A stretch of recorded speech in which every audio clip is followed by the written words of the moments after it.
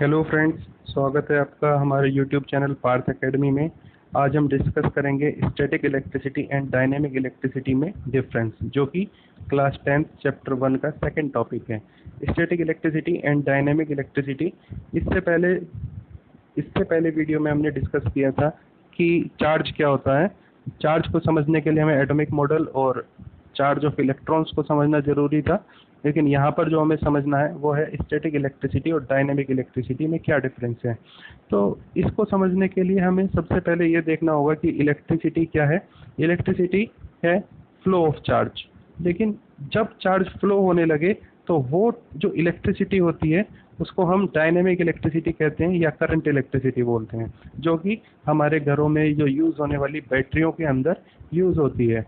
और ध्यान रहे कि हम फिजिक्स के अंदर जितना भी इलेक्ट्रिसिटी के बारे में ये बात करते हैं वो ज़्यादातर डायरेक्ट करंट इलेक्ट्रिसिटी होती है, डायरेक्ट करंट, ना कि अल्टरनेटिंग करंट। अल्टरनेटिंग करंट के बारे में हम बहुत ही कम बातें करते हैं और वो भी ज़्यादातर क्लास 12 में बातें होती हैं।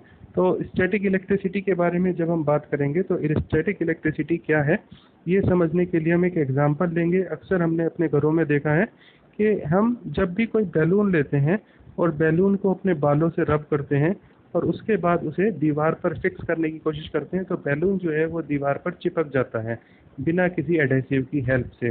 तो यहाँ पर एक बैलून की हेल्प से लिया हुआ एक एग्जांपल दिखाया गया है जो कि स्टैटिक इलेक्ट्रिसिटी को समझा रहा है, और यहाँ पर भी यही है कि स्टैटिक इलेक्ट्रिसिटी है। स्टैटिक इलेक्ट्रिसिटी को हम थोड़ा और बारीकी से देखते हैं और हम देखते हैं कि ये किस वजह से प्रोड्यूस हुआ। तो हम यहाँ पर एक एग्जाम्पल समझने की कोशिश करेंगे। एग्जाम्पल कुछ इस तरह से है कि कोई एक ऑब्जेक्ट हमारे सामने रखा हुआ है और वो अभी पूरी तरह से डिस्चार्ज है। जब कोई ऑब्जेक्ट डिस्चार्ज होता है यानी उसके ऊपर कोई चार्ज नहीं है, तो इसका मतलब ये नहीं है कि उसके अंदर इलेक्ट्रॉन या प्रोटॉन कुछ भी नहीं है। इसका मतलब यह होता है वास्तव में कि उसके अंदर जितने इलेक्ट्रॉन्स हैं उतने ही प्रोटॉन्स हैं।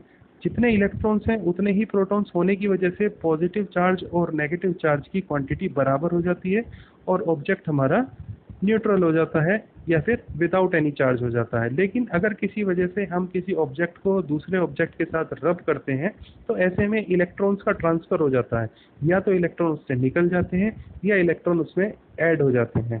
ऐसी दोनों ही कंडीशन में, जैसा कि लास्ट वीडियो में भी मैंने आपको बताया था कि इलेक्ट्रॉन के निकल जाने से इलेक्ट्रॉन यानी नेगेटिव चार्ज हमारे ऑब्जेक्ट के अंदर कम रह जाता है और कंपैरेटिवली पॉजिटिव चार्ज बढ़ जाता है, और पॉजिटिवली चार्ज बढ़ने की वजह से ऑब्जेक्ट हमारा पॉजिटिवली चार्ज हो जाता है।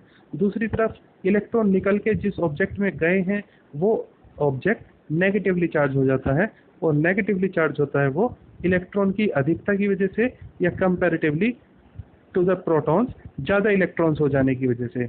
और ऐसी कंडीशन जब भी किसी ऑब्जेक्ट के अंदर आ जाए जहां प्रोटॉन और इलेक्ट्रॉन्स की संख्या बराबर ना हो, तो ऐसे में ऑब्जेक्ट चार्ज हो जाता है।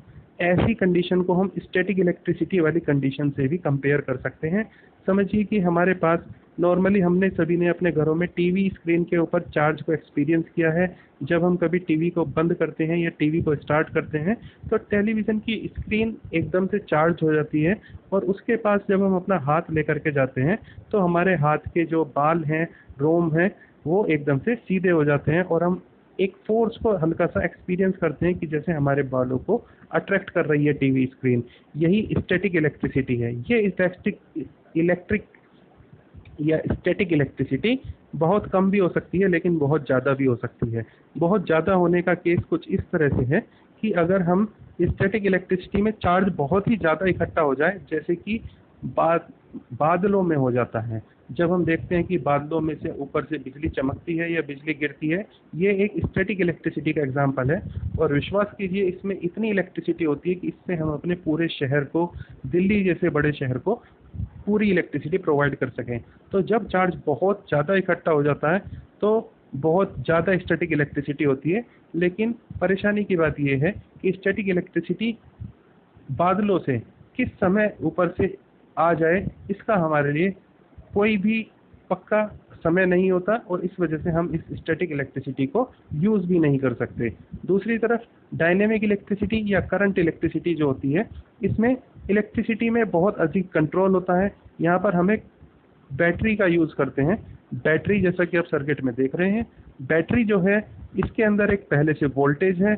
अभी ये वोल्टेज क्या होती है ये मैं नेक्स्ट वीडियो में बताऊंगा वोल्टेज क्या है, लेकिन वोल्टेज को आप एक पोटेंशियल डिफरेंस की तरह समझ सकते हैं। बैटरी के एक टर्मिनल पे हाई पोटेंशियल होता है और एक दूसरे पोटेंशियल लो होता है।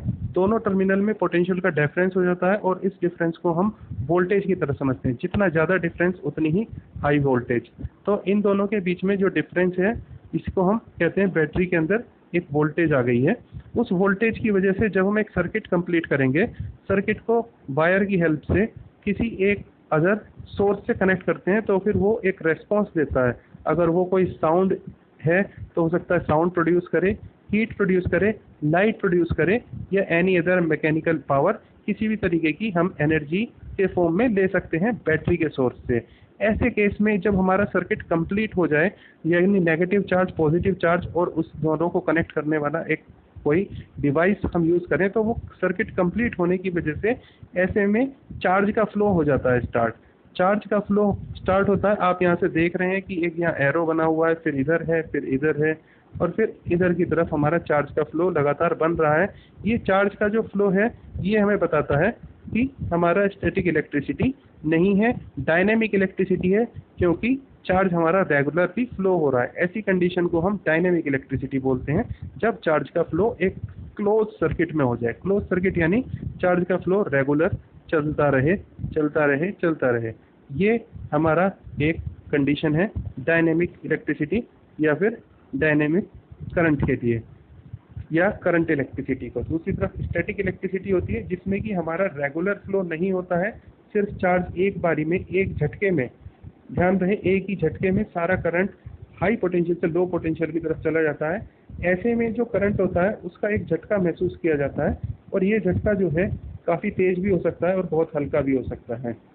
तो फ्रेंड्स ये थी हमारी वीडियो और हम इसको यहीं पर ख़त्म करते हैं। Thank you very much.